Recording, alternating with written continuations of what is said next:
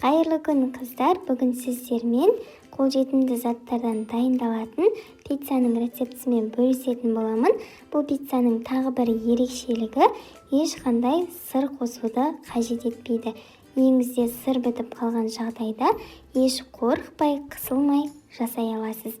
Ең алдымен ыдысымызға 1 шай қасық тұз, 1 ас қасық қант, 1 ас қасық ашытқы және де 2 ас қасық сұйық май құйып аламыз.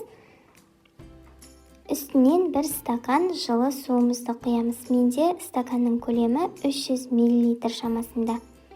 Араластырып, үстінен електен өткізілген ұнымызды аз-аздан қосып, жұмсақ етіп қамыр елеп алатын боламыз. Онды бірден көп қосып жіберіп, қамырларыңыз қатты болып қалмасын, осылай аз-аздан қосып, жұмсақ етіп қамыр елеп алыңыздар. Бізде қамыр кішкене қолға жабысатындай, дәл видеодағыдай болып шығу керек. Енді қамырымызды салатын ыдысымызға аздап май құйып, майымызды толықтай ыдысымызға жағып аламыз. Одан кейін барып қамырымызды орналастырып, бетін жауып, 45 минут шамасында жылы жерге көтерілу үшін қалдырамыз. Неге біздің қамырымыз әп-әдемі болып көтеріліп шықты.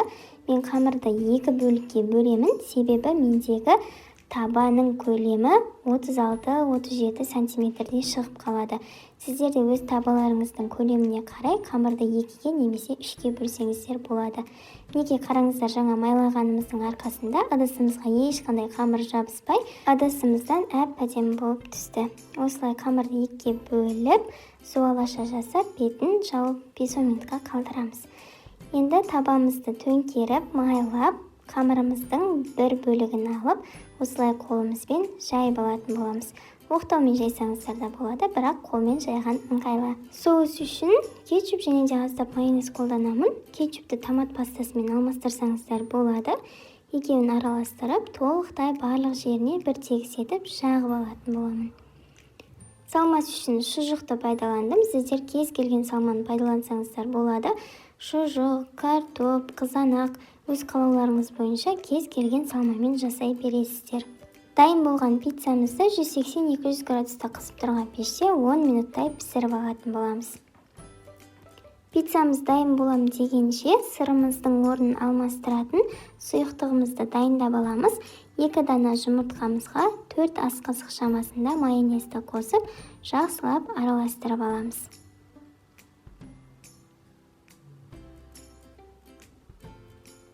Бізде осындай қоймалжың ласа шығу керек.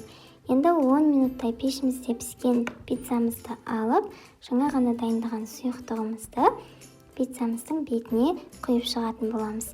Менде 2 пицца шығады, сондықтан сұйықтықты теңде 2-ге бөліп алатын боламын. Енді қайта пешке салып 5 минуттай пісіріп аламыз. Неге қыздар, біздің бетіне сыр қосудың қажеті жоқ, өте қолжетімді заттардан дайындалатын пиццамыз дайын. Өз қалауларыңыз бойынша кесіп, дастарханға тартсаңыздар болады. Дәмі де өте керемет болып шығады. Сіздерге ұнайды деген ойдамын, міндетті түрде жасап көріңіздер. Видеоны аса лайк басып, пікір қалдыруды ұмытпаңыздар. Неге пиццамыз өздеріңіз көріп тұрғандай қамыры жұп-жұқа керемет болып шығады. Жасап көріңіздер, ас болсын.